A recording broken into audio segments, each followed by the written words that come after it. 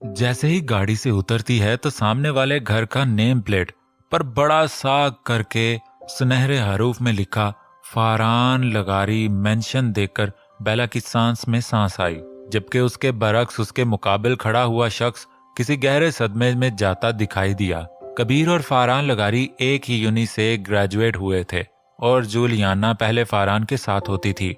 जब कबीर ने अपने बाप के कहने पर जूली से दोस्ती कर ली, तब से फारान और कबीर में दरार पैदा हो गई थी और कबीर उसे नीचा दिखाने और जेलस फील कराने का कोई भी मौका अपने हाथ से जाने न देता था।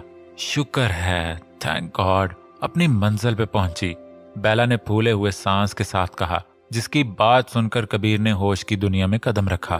कबीर सोचता है कि जब फारान मुझे उसके साथ देखेगा तो उसके तन बदन में आग ही लग जाएगी, लेकिन अब मसला ये था कि वो अंदर जाए कैसे और फारान को सरप्राइज कैसे करे। कबीर फौरन बेला के पीछे आता है जो अंदर की तरफ बढ़ने लगती है और जानबूझकर उसे पीछे की तरफ धकेलता है, जिससे बेला कमर के बल नीचे गिर जाती है। आउच, कमीने इंसान, तमीज नहीं है तुम में, हाय मेरी कमर।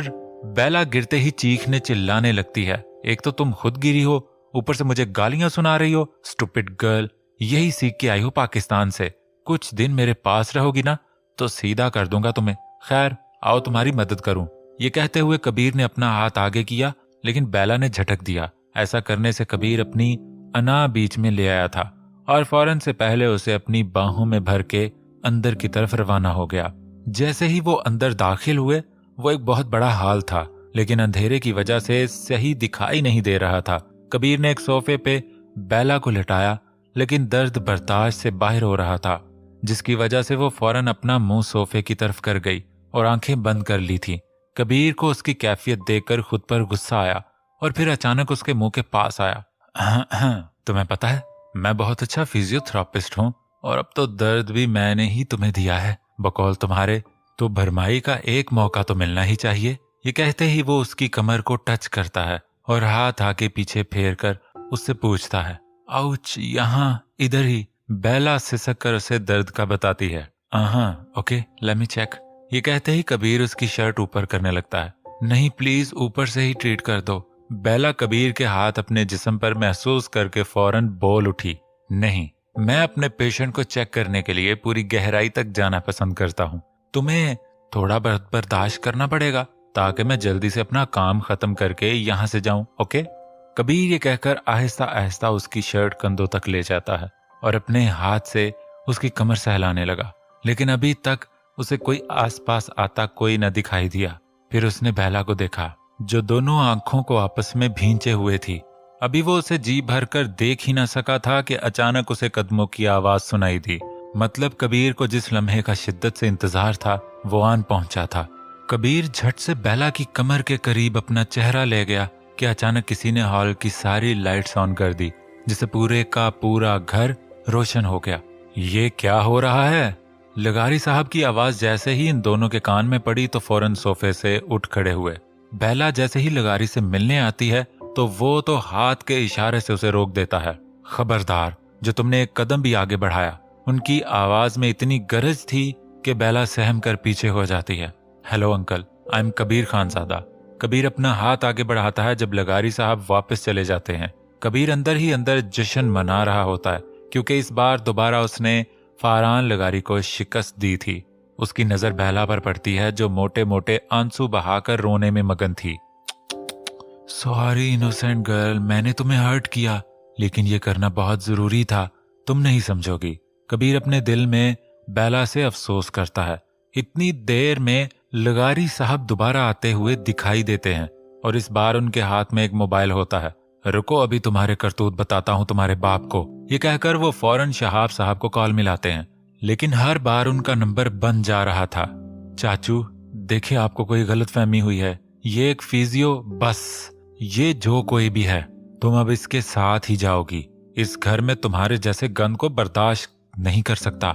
रुक जाए डैड, लगारी अभी कह ही रहे होते हैं कि पीछे से फारान की आवाज आती है। कबीर अब अलर्ट हो जाता है, क्योंकि कहानी में ट्विस्ट लाने की बारी कबीर की थी। फारान जैसे ही कबीर को देखता है तो गुस्से की वजह से उसका रंग लाल हो जाता है। कबीर बड़े मजे से इस खानदान की लड़ाई एंजॉय कर रहा होता है जो इसी की कार्रवाई होती है। कबीर फारान को जलाने के लिए बेला के करीब चला जाता है।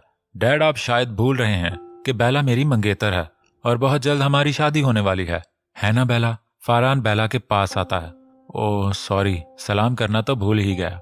हाय, मैं फारान लगारी, तुम्हारा होने वाला शौहर, आई मीन मजाजी खुदा।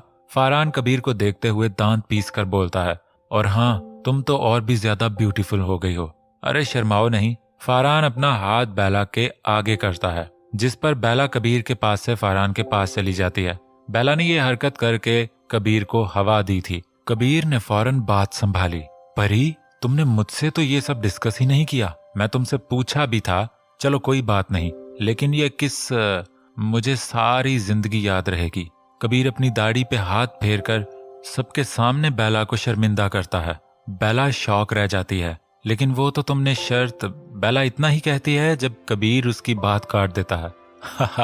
जान, अब बात तो ना बनाओ। ये सब तमाशा देखकर लगारी साहब आग बगोला हो जाते हैं और फारान की तरफ जाते हुए कहते हैं, मैंने कहा था ना कि लड़की ठीक नहीं है, अब बताओ। लेकिन फारान को कबीर का अच्छी तरह मालूम होता है, इस वजह से वो बेला पर यकीन करता है। लगारी साहब अब कबीर की तरफ अपना रुख करते हैं। हे लड़के, जा, ले जा इसे अपने साथ, चल निकल मेरे घर से। नहीं डैड, बेला यहाँ से कहीं नहीं जाएगी। मैं बहुत जल्द इससे निकाह कर लूंगा, लेकिन इस लड़के के साथ तो हरगिज नहीं भेजूंगा। फारान ये कहकर बेला का हाथ अपने हाथ में मजबूती से थाम लेता है।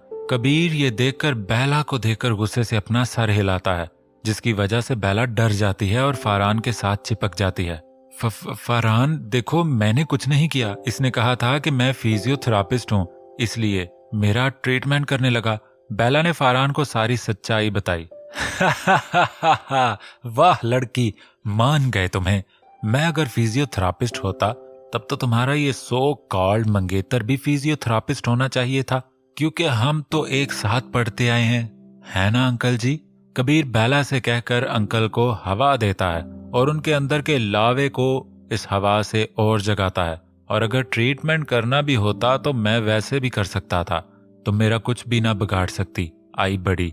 बेला को देखकर कहकर दोबारा लगारी साहब को देखता है। बस, बहुत हुआ, निकल मेरे घर से।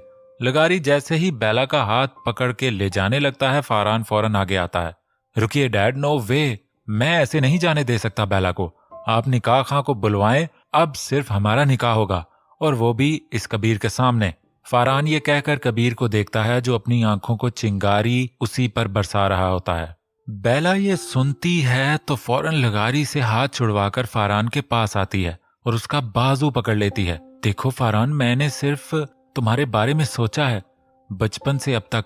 इनफैक्ट मैं उस शख्स को तुम समझकर उसके साथ बैठ गई।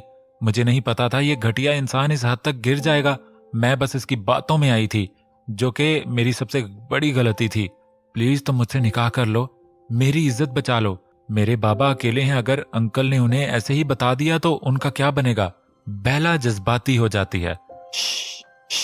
फारान उसकी बात काट देता है और उसके कंधे पे मान भरा हाथ रखता है।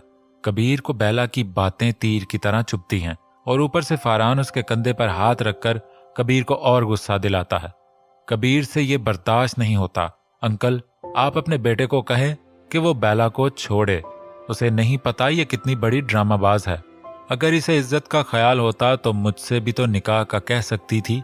ये कहकर बेला की तरफ देखता है और एक सुलगाती हुई मुस्कुराहट उछालता है। लगारी बेला को बाहर की तरफ धक्का देकर अपने कमरे में चले जाते हैं, जिससे वो मुंह के बल जमीन बोस होने लगती है कि सामने से कबीर उसे थाम लेता है। बेला को कबीर का चेहरा धुंधला सा दिखाई देता है, जिसके बाद वो बेहोश हो चुकी होती है। फारान फौरन बेला के पास आता है, लेकिन कबीर अपना हाथ आगे करके उसे वहीं रुकने का इशारा कर देता है। तेरी किस्मत में नहीं थी ये, अफसोस। और हाँ, आइंदा के बाद परीशे अबाबील के आस पास भी मत दिखना, नहीं तो तुझे छोड़ूंगा नहीं, क्योंकि बहुत जल्द ये अबाबील कबीर खानजादा बनने वाली है। वो ये कहकर रुकता नहीं है, बल्कि उसे बाहों में भर के वापस चला जाता है।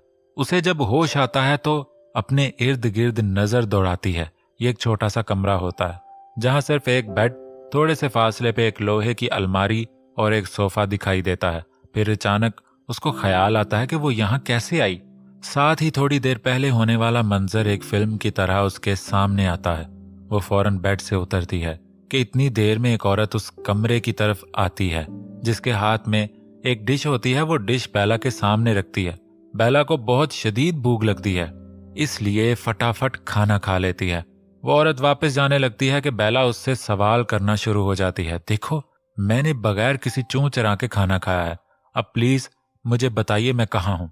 बेला उसे दरखास्त करती है, बेटा ये उसका क्वार्टर है जहाँ उस घर के सर्वेंट रहते हैं और खान आपको यहाँ लेकर आए हैं। आपको जॉब की जरूरत है ना, इसलिए उन्होंने हमें बताया। और हाँ बेटा, वो रहा आपका सामान। ये कहकर वो सामान की तरफ इशारा करके वापस चली जाती है। ये सुनते ही बेला के होश उड़ जाते हैं। खान मतलब कबीर खान ज़ादा, वो यहाँ मुझे सर्वेंट के तौर पर लाया। ओह माय गॉड, मुझे जल्द से जल्द यहाँ से निकलना है। ये कहते ही वो बाहर की तरफ रुख करती है जहाँ सामने उसे खड़ा पाती है। वो आते साथ दरवाजा बंद कर चुका होता है और अब उसके कदम बेला की तरफ बढ़ने लगते हैं और निगाहें भी उसकी तरफ जमी होती हैं, जिसमें बेला को दहशत दिखाई देती है। लेकिन वो अपने आप को कंपोज करती है और फिर वहीं रुक जाती है। तुमने मेरे साथ अच्छा नहीं किया, मेरे रास्ते से हटो और दरवाजा खोलो। ये क्या घटियापन है। बेला अपनी सारी भड़ास बाहर निकालती है। घटियापन तो अब दिखाऊंगा अगर तुमने एक भी उल्टा सीधा लफ्ज दोबारा बोला। कबीर उसका बाजू पकड़ते हुए उससे कहता है। बेला कबीर से अपना बाजू आजाद करवा लेती है। देखो, इस घर में तुम एक सर्वेंट की हैसियत से हो, लेकिन जल्द मेरे निकाह में हो जाओगी, लेकिन फिर भी रहोगी नौकर ही। ओके, सो ये नखरे मुझे तो बिल्कुल ना दिखाना। आई बात समझ में? कबीर बेला का हाथ अपने हाथ में दबोचते हुए कहता है, तुम जैसे घटिया वाहियात इंसान किसी को भी पसंद ना हो और ये तुम्हारी भूल है कि मैं तुमसे निकाह करूंगी। सो स्वीट, कितनी प्यारी हो यार तुम। दिल कर रहा है अभी ही टेस्ट कर लो, लेकिन नहीं। वो कहते हैं ना, सबर का फल मीठा होता है और यहाँ तो मुझे पूरे का पूरा समर मिलेगा। आहा। कबीर उसके सामने अपने तंज के तीर बरसाता है। और एक और बात, ये निकाह मैं सिर्फ और सिर्फ फारान लगारी की दुश्मनी की आड़ में आकर तुमसे कर रहा हूँ, इसलिए कोई खुश फहमी पालने की जरूरत नहीं है तुम्हें। Got it? और हाँ, तुम्हारे पास कल का दिन है, उसके बाद मैं तुम्हें निकाह के लिए ले जाऊंगा। सो अपना माइंड बना लो, वरना तुम्हारे बाप को बताने में लगारी अंकल देर नहीं लगाएंगे, जिनका मुंह में पैसे देकर फिलहाल बंद करवा चुका हूं। ये कहकर कबीर चला गया और बेला हैरत में मुब्तला रही कि इतनी जल्दी मैं कहां से कहां आ गई, क्या से क्या हो गई। लेकिन अपने बाबा को शिकायत का मौका नहीं दे सकती थी, इसलिए इस निकाह के लिए वो दिल से राजी हो गई थी। लेकिन वो एक सर्वेंट की हैसियत से नहीं रहना चाहती थी। कबीर उसे सर्वेंट के तौर पर जूली और अपने बाप की वजह से लाया था। वो नहीं चाहता था कि इसके निकाह की खबर उन तक पहुंचे और फारान को जीतते हुए देखना उसकी फितरत में ना था, इसलिए उसने यही फैसला किया। वो जल्द से जल्द बेला को फारान से उसकी बीवी की हैसियत से मिलवाना चाहता था। अगर कबीर बेला को एक सर्वेंट की हैसियत से भी अपने बाप मतलब जमशेर उर्फ जीमी से मिलवाएगा तो बेला का उसके बाप को देखकर क्या रिएक्शन होगा। और शहाब जो कि बेला को जमशेद की पनाह से बपाने के लिए उसे पेरिस भेजता है, क्या उसे पता चलेगा कि उसकी बेटी उसी के बेटे की दुल्हन बनने लगी है? और जब बेला को जमशेद का पता चलेगा तो उसका अगला कदम क्या होगा? क्या वो डटकर मुकाबला करेगी या फिर वापस भागने की कोशिश करेगी?